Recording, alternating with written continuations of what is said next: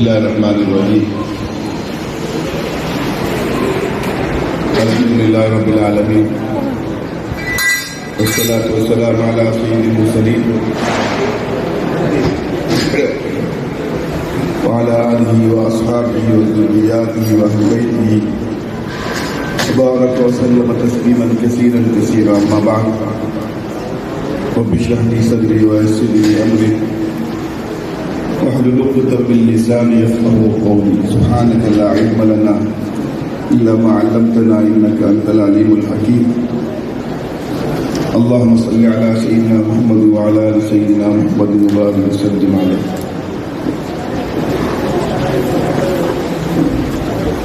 أعوذ بالله من الشيطان الرجيم. بسم الله الرحمن الرحيم.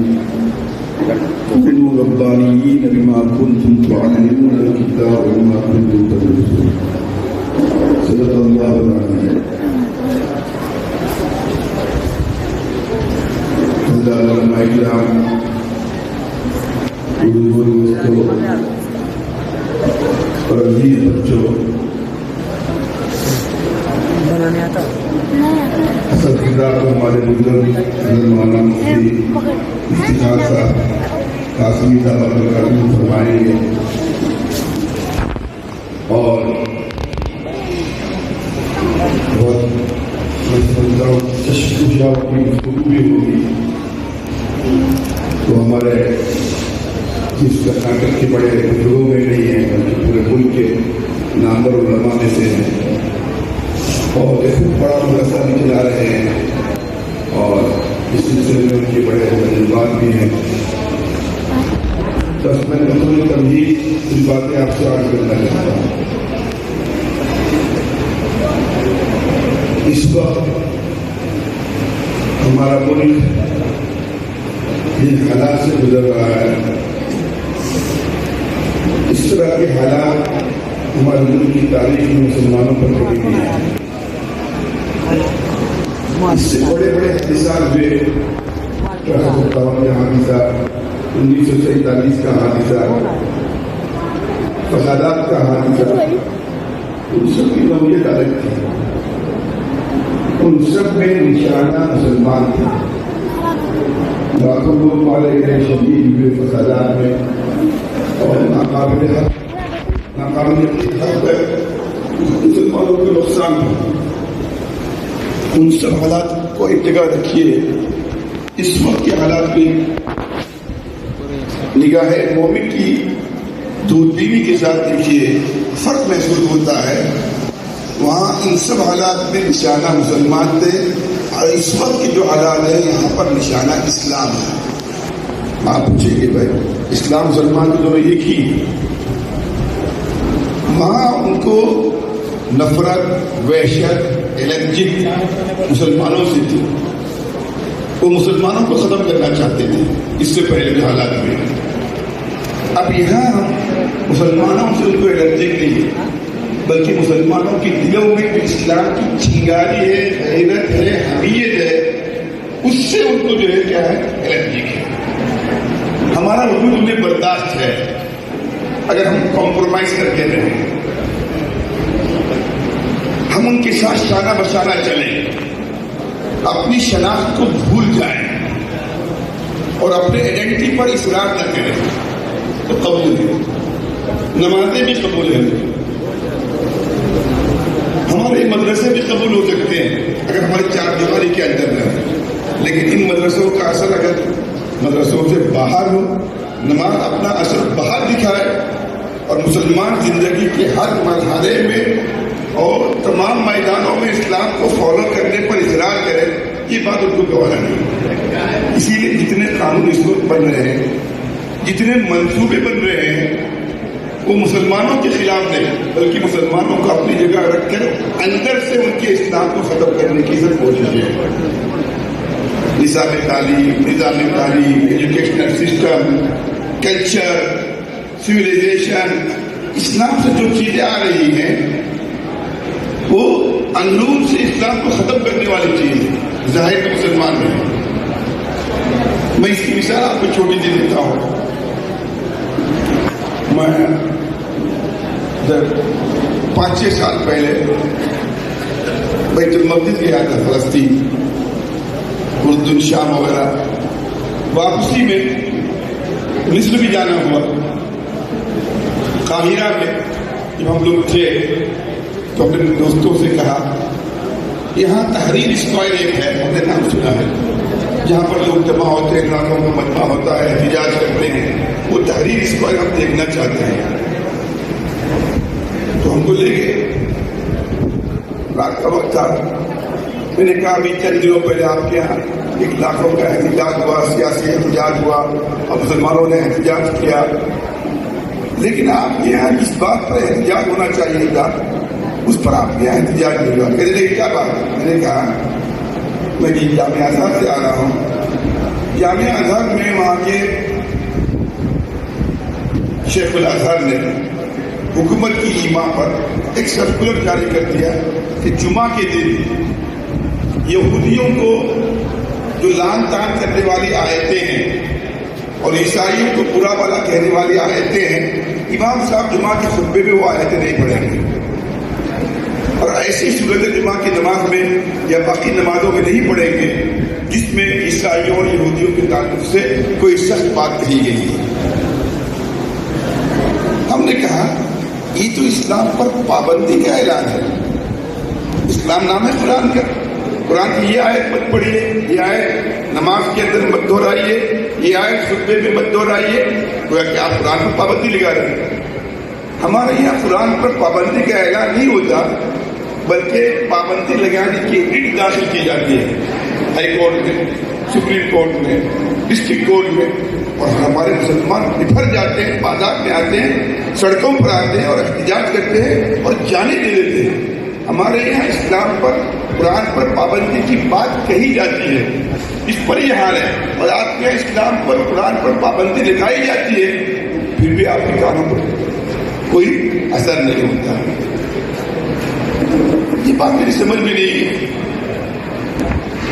بیت المقدس میں ہم تھے، جمعہ کا دن تھا، مسجد اقصیٰ میں جانا تھا. ہم نے اپنے گائیڈ سے کہا کہ آج ہمیں جلدی جانا ہے، ہم جلدی جائیں گے. پہلے کیوں؟ میں نے کہا جمعہ کا دن ہے اور حرم شریف ہے، دیر سے جائیں گے تو جگہ نہیں ملے گی. ہم نے مکے اور مدینے میں دیکھا حرم شریف کے اندر 10 بجے بھی جاتے ہیں تو بھیڑ اندر پھنس جائے اور جگہ نہیں ملتی، دروازے بند ہو جاتے ہیں. یہی حال حرم کا بھی ہوگا. کہنے کہ آپ اطمینان رکھیے، ہم آپ پر آگے کی سب پہ بٹھائیں گے. میں نے کہا بھائی آپ کچھ بھی کریں لیکن ہمیں جلدی لے جائیں گے. لیکن نہیں گیا. 9، 10، 10:30، 11 مشکل سے جو ہے وہ ہم کو لے گیا ہمارے اصرار پر. تو ہم مسجد اقصیٰ میں داخل ہوئے تو پوری مسجد اقصیٰ سمجھ لیجیے 5000 آدمیوں کی کیپیسٹی ہے، تقریباً خالی تھی. دائیں بائیں کچھ لوگ بیٹھے ہوئے تھے. اذان کا وقت ہوا 12، 12:15، 12:30، پھر بھی مسجد کا یہی حال تھا. اذان کے وقت مولانا جیسے اذان ہوئی پوری مسجد بھر گئی. جیسے سلام پھیرا لوگ چلے گئے. ہم لوگ تو وہیں رکے کہ پھر موقع ملے نہ ملے. بہت دیر تک لیکن مسجد خالی تھی. اس کے بعد پھر ایک دفعہ چین جانے کا موقع ملا. ہم نے چین میں دیکھا جائے مسجد ہے، وہاں پر ہم 11:30 بجے پہنچے. مسجد بھری ہوئی ہے. سیاحن میں مشکل سے جگہ ملی. 1 بجے کی نماز ہے، 1.5 گھنٹے پہلے مسجد بھری ہوئی ہے. یہ 3 ملکوں کے حالات تھے، ہم نے دیکھے تھے. اس کے اسباب سمجھ میں نہیں آ رہے کہ مصر میں اسلام پر پابندی، قرآن پر پابندی کا اعلان ہوتا ہے اور لوگ خاموش ہیں. مسجد اقصیٰ میں جمعہ کی نماز کی بھی اہمیت نہیں وہاں فلسطینی ہمارے بھائیوں کو. اور چین میں یہ حالت ہے جہاں مسلمانوں پر سب سے زیادہ انسانی تاریخ میں ظلم ہوا اور ہو بھی رہا ہے. جتنا ظلم اس وقت ہو رہا ہے بہت کم جگہ پر ہو رہا ہے. یہ گھسیا میں، کانسوں میں، لاسوں میں، سنکیان میں، یہ سب علاقے ہیں. ہم تو بہرحال طالب علم کہہ رہے ہیں. ہم نے اپنے بزرگ، ہم سب کے رہنما، سرپرست اور انڈیا مسلم پرسنل لا بورڈ کے صدر حضرت مولانا رابع صاحب سے اپنی کارگزاری سنائی. کہ حضرت وہاں بھی یہ حالات، یہاں بھی یہ حالات، یہاں بھی یہ حالات، اس کی وجہ کیا ہو سکتی ہے؟ انہوں نے ایک ہی جملے ایک منٹ رکویا،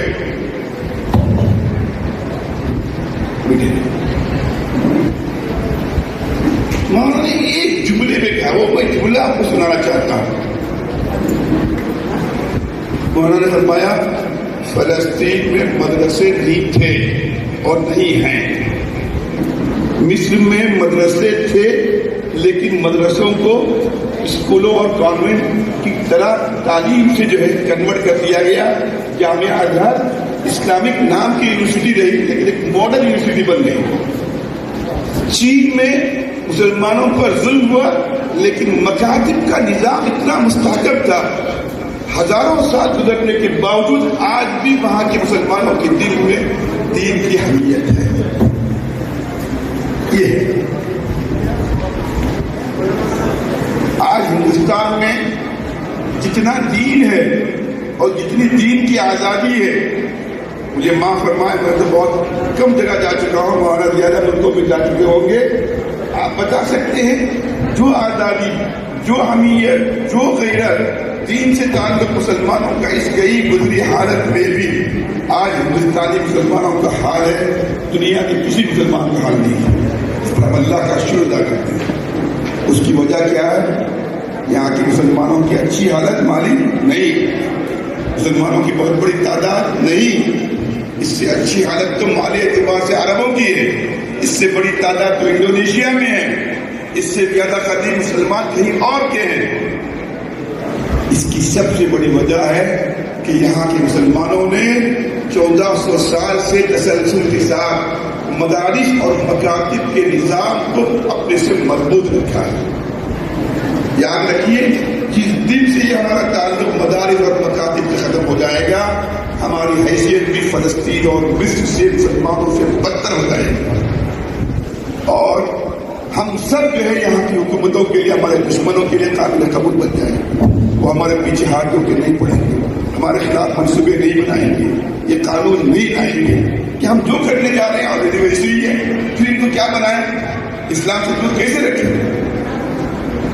تو خلاصہ یہ ہے بزرگوں دوستوں، حدیث شریف میں آتا ہے کہ قیامت اس وقت تک نہیں آ سکتی. مسلم شریف کی حدیث میں ابھی پڑھا رہا تھا گزشتہ مہینے، جب تک اس روئے زمین پر ایک بھی اللہ اللہ کہنے والا رہے گا. اللہ گنہگار ہے، اچھا انسان نہیں اخلاق کے اعتبار سے، لیکن ایک بس ایمان ہے. لیکن اس کی وجہ سے بھی اللہ اس دنیا کو باقی رکھیں گے. نماز نہیں پڑھتا، روزہ نہیں رکھتا، بس اللہ کا اختیار کرتا ہے. شاید یہ بھی نماز بھی نہیں پڑھتا، اللہ اللہ کہنے والا. تو کوئی اگر معلوم ہوا دنیا قائم کن سے ہے؟ مسلمانوں کی وجہ سے ہے. میں اسی کے ساتھ آپ سے کہتا ہوں دنیا مسلمانوں سے قائم ہے، اور مسلمان اس وقت کے حالات میں مدارس سے قائم ہے. اگر مدارس کا نظام بند ہو جائے گا، مدارس کے مکاتب کا نظام ختم ہو جائے گا، آپ سمجھ لیجئے ہم نام کے مسلمان رہیں گے. ہمارا وجود ناموں کے اعتبار سے رہے گا، تعداد کے اعتبار سے رہے گا، ملکوں کے اعتبار سے رہے گا، لیکن ایمانی نبوت اور جرأت اور حمیت اور دینی غیرت کے اعتبار سے نہیں رہے گا. آج اس ملک میں نہیں پوری دنیا میں ان مدارس کی اس وقت اتنی ضرورت ہے، اسلامی تاریخ میں کبھی اتنی ضرورت نہیں تھی. ہمارے اس ملک کو اسپین کی تاریخ دہرانے سے یہی مدارس بچائے ہوئے ہیں. 700 سال تک ہم نے اسپین میں حکومت کی. آج وہاں پر 1% مسلمان نہیں، ایک مدرسہ نہیں. ہم نے یہاں بھی حکومت کی، آج مسلمان باقی میں پہلے سے زیادہ ہیں. اسپین میں مدارس نہیں تھے، اسپین میں علماء کی قدر نہیں تھی، اسپین میں علماء اور عوام میں رابطہ نہیں تھا. آج ہمارے ملک میں یہی چیز باقی ہے، اور ہم کو اس ملک میں باقی رکھی ہوئی ہے ہماری شناخت کے ساتھ. تو آج یہ مدارس اسے ہوا پانی کی ضرورت ہے، ایک انسان کے لیے، مسلمانوں کے لیے ضرورت بن گئی ہے. ان مدارس کی برکت سے ہی ہم بچے ہوئے ہیں، ورنہ ہماری حالت اور دوستوں نہ اخلاقی اعتبار سے اچھی ہے، نہ دینی اعتبار سے اچھی ہے، نہ ایمانی اعتبار سے اچھی ہے. ایمانی اعتبار سے اس لیے اچھی نہیں ہے، آج دیکھیے کل تک الحاد اور ارتداد کے واقعات نہیں، بد اخلاقی کے واقعات کسی گھر میں پیش آتے تھے. کوئی لڑکی بھاگ جاتی تھی، کوئی لڑکا بھاگ جاتا تھا. آج سے 25-30 سال پہلے اس کے ماں باپ شرم سے پانی نہیں ہوتے تھے، بلکہ اس کا پورا گھرانہ سر جھکانے پر مجبور ہو جاتا تھا. اور اس کے رشتے دار بھی محلے کی مسجد میں نماز کو نہیں آتے تھے کہ میرے خاندان کی ایک لڑکی سے یہ واقعہ ہو گیا. وہ سر جھکا کے چلتا تھا، شادیوں میں نہیں آتا تھا، مسجدوں کی جماعت چھوڑتا تھا. دور کا رشتے دار ہے. آج اسی گھر میں بد اخلاقی اور بے حیائی کی باتیں نہیں، الحاد اور ارتداد کی باتیں ہوتی ہیں. بچی اسلام سے نکلتی ہے، اس کا باپ سینہ تان کے چلتا ہے. کوئی پوچھتا ہے تو کہتا ہے آپ کو کیا فکر ہے، بچی میری ہے، جہاں بھی رہے خوش رہے. خوش رہے ایمان کے بغیر. جانور سے بدتر، کتوں سے بدتر، بلی سے بدتر اگر ایمان کے بغیر ہماری زندگی ہے. اولئک کالانعام بل هم اضل. جانوروں سے بدتر ہے اگر ایمان کے بغیر ہماری زندگی ہے. لهم قلوب لا يفقهون بها ولهم اعين لا يبصرون بها ولهم آذان لا يسمعون بها. کیا حاصل؟ ایک باپ سے کہا جاتا ہے آپ کا بچہ آپ کی بچی جس اسکول میں پڑھتی ہے، ہمارے ایمان کا حال دیکھیے کہ اس اسکول میں صبح کی پریئر اور اسمبلی کے اندر اور دعا کے اندر یہ جملہ آپ کا بچہ دہراتا ہے کہ اسکول اور کالج کے اندر، اس مشنری اسکول کے اندر کہ نعوذ باللہ جیسے سن آف گاڈ، نعوذ باللہ حضرت عیسیٰ اللہ کے بیٹے ہیں. باپ کو اس پر غصہ آنا چاہیے. اچھا میں نے جس اسکول میں داخل کیا یہ دہراتے ہیں، ابھی نکالتا ہوں بچہ، اس کو یہ کہنا چاہیے. کہتا ہے مولانا کیا حالت ہے، وہ اسکول کی ضرورت ہے، ایک مجبوری ہے. مجبوری میں زہر تو نہیں گراتے آپ، زہر سے بدتر ہے. نعوذ باللہ اللہ کا بیٹا کہتے ہیں. اللہ تعالیٰ فرماتے ہیں اس پر اللہ کو کتنا غصہ آتا ہے. تكاد السماوات يتفطرن وتنشق الارض وتخر الجبال حتى ان دعوا للرحمن ولدا. کوئی اللہ کو بیٹا اور بیٹی کہے، اس کی بیوی کہے، اولاد کہے، آسمان پھٹ جائے، زمین شق ہو جائے، بعید نہ سمجھو.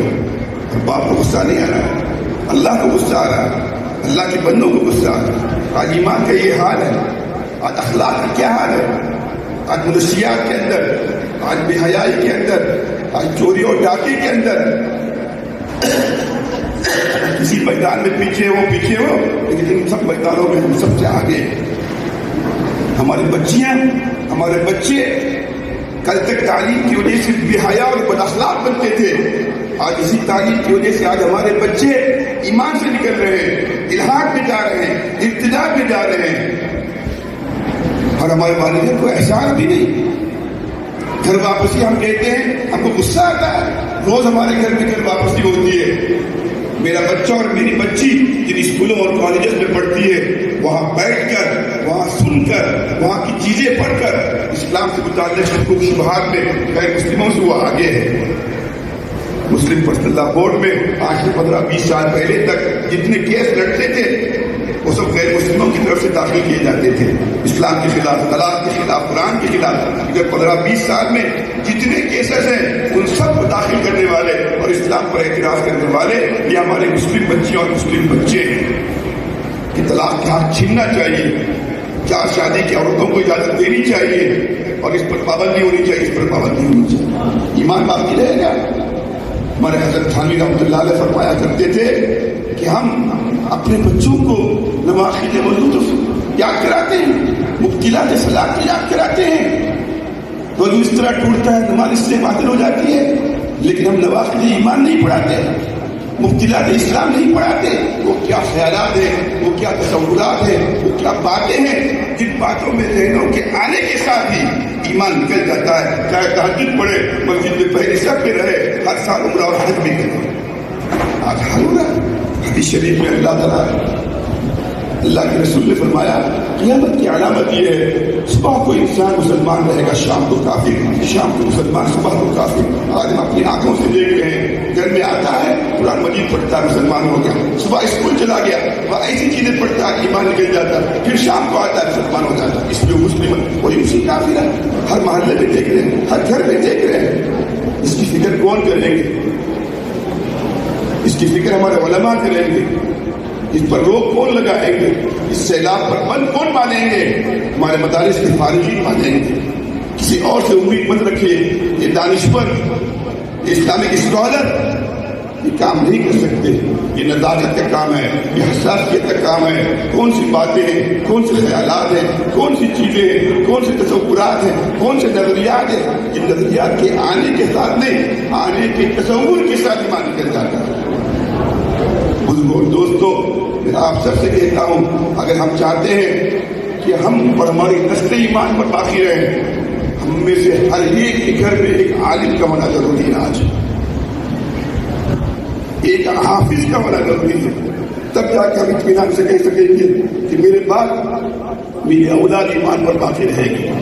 آج ہمیں اس کی فکر ہے، میرے مرنے کے بعد بچوں میں جھگڑا نہ ہو، پراپرٹی ہم ڈیوائڈ کر دیتے ہیں۔ میرے مرنے کے بعد میرے بچے بھوکے نہ رہیں، ان کی روزی کا انتظام کرتے ہیں۔ میرے مرنے کے بعد میرے بچے بے گھر نہ رہیں، ان کے لیے فلیٹ اور گھر کا انتظام کرتے ہیں۔ لیکن میرے مرنے کے بعد میرے بچے ایمان پر رہے، اس کی ہمیں فکر نہیں ہے۔ یہی بچے خدا نخواستہ میرے مرنے کے بعد اگر ایمان سے نکل جائیں گے، اگر کسی گناہ کی وجہ سے عذاب کے اندر مبتلا ہوں گے، جنت میں جانے کے باوجود کان پکڑ کے ہمیں کھینچ کے لائیں گے اور خدا سے کہیں گے کہ اللہ میرے باپ کی یہ تعلیم دلائی بھی تھی، ایسے اسکول میں بھیجنے کی وجہ سے مجھے ایک دن دیکھنے پڑے، مجھ سے پہلے میرے والد کو جنت سے نکال کر جہنم میں ڈال دیا۔ اس وقت ہم کیا کہہ سکیں گے؟ جھوٹ بول سکیں گے؟ باپ کو جنت میں جانے کے باوجود اس بیٹے کے کہنے پر اللہ کے انصاف کے تقاضے سے جہنم میں جانا پڑے گا۔ آج ہمیں اپنے بچوں کی فکر، دنیا کی فکر، ہر چیز کی فکر، اور جس کی فکر ہونی چاہیے اس کی فکر نہیں۔ آپ کے مدرسے میں پڑھنے سے آپ کا بچہ بھوکا نہیں رہے گا۔ مدرسے میں پڑھنے والے جو کھاتے ہیں، جتنا اچھا کھاتے ہیں، جتنی اچھی ان کی عزت ہے دنیا دیکھتے ہیں، کوئی دنیا دار نہیں دے سکتا۔ مدرسے میں پڑھنے والے 2% نے 5% بھی خالی نہیں، ڈاکٹر اور انجینئر 50% سے زیادہ خالی ہیں۔ اگر تعلیم کی وجہ سے روزگار ملتا تو سب سے پہلے ان کو ملتا۔ اگر تعلیم کی وجہ سے دولت ملتی، جتنے دنیا میں مالدار ہیں وہ سب ہائیلی کوالیفائڈ ہوتے ہیں، وہ ہائیلی کوالیفائڈ وہیں بے روزگار ہیں۔ دولت کا تعلق، عزت کا تعلق، دنیا کا تعلق آپ کی تعلیم سے نہیں۔ تعلیم دلائیے لیکن ایمان کے ساتھ، ایسی جگہ پر دلائیے جہاں ایمان کا خطرہ نہ ہو۔ ایسے اسکولوں کے اندر مت بھیجیے جہاں مخلوط تعلیم ہو، جہاں کو ایجوکیشن ہو، جہاں کے بچوں کی آپ کی زندگی کو اخلاقی اعتبار سے خراب ہونے کا امکان ہو، اور جہاں سب سے بڑھ کر ان کی ایمان کو چھیننے کے امکان ہو۔ اگر ہم نے اس کی آج فکر کی تو اللہ ہم کو نہیں، ہماری نسلوں کو زیادہ ایمان پر باقی رکھے گا۔ کوشش کیجیے ایک بچہ ہمارا حافظ ہو، ایک بچہ عالم ہو۔ اللہ پھر دیکھیے، جو جیتے جی آپ کو دنیا میں عزت ملے گی، جیتے جی آپ کے حافظ بچے کی وجہ سے، عالم بچے کی وجہ سے، آپ کے ڈاکٹر اور آپ کے انجینئر، آپ کے سائنٹسٹ بچے سے آپ کو دنیا میں عزت نہیں ملے گی۔ جو آخرت میں دے گا اللہ، اس سے زیادہ انشاءاللہ دنیا میں دے گا۔ بس میں بات اپنی لمبی کرنا نہیں چاہتا، مولانا کی خطاب ہے، بس میں آپ سب سے یہی کہوں گا، اپنے بچوں کو اعلیٰ سے اعلیٰ تعلیم دلائیے، لیکن ایمان کے ساتھ، اخلاق کے ساتھ۔ ایسے اسکولوں کے اندر مت بھیجیے جہاں ان کے اخلاق کے ساتھ ان کو ایمان کا خطرہ ہو۔